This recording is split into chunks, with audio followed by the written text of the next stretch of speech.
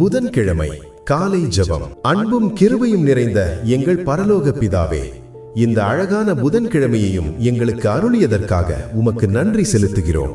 இன்று எங்கள் எண்ணங்கள், வார்த்தைகள், செயல்கள் அனைத்தையும் உமது கரங்களில் ஒப்படைக்கிறோம். கர்த்தாவே, இன்று எங்கள் குடும்பங்களை ஆசீர்வதித்து ஆரோக்கியம், சமாதானம், சந்தோஷம் ஆகியவற்றால் நிரப்பும்.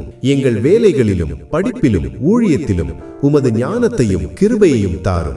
எங்களை எதிர்த்து வரும் எல்லா தடைகளையும் நீக்கி வெற்றியின் பாதையில் எங்களை நடத்தும். நோயாளிகளுக்கு சுகமும், கவலையுள்ளவர்களுக்கு ஆறுதலும், பலவீனமானவர்களுக்கு புதிய பலமும் தாரும். எங்கள் இதயங்களை உம்முடைய அன்பால் நிரப்பி பிறருக்கு ஆசீர்வாதமாக வாழ எங்களுக்கு உதவி செய்யும். இன்றைய நாள் முழுவதும் உமது பாதுகாப்பும் சமாதானமும் எங்களோடு இருப்பதாக எங்கள் ஆண்டவராகிய இயேசு கிறிஸ்துவின் இனிய நாமத்தில் ஜெபிக்கிறோம் பிதாவே, ஆமென். இன்றைய வாக்குத்தத்த வசனம்: கர்த்தருக்கு காத்திருக்கிறவர்களோ புது பலனடைந்து கழுகுகளைப் போல செட்டைகளை அடித்தெழும்புவார்கள். அவர்கள் ஓடினாலும் இளைப்படையார்கள், நடந்தாலும் சோர்ந்து போகார்கள். ஏசாயா 40வது அதிகாரம் 31வது வசனம். இந்த புதன்கிழமையில் கர்த்தர் உங்களுக்கு புதிய பலத்தையும் புதிய நம்பிக்கையையும் புதிய வெற்றியையும் அருளுவாராக.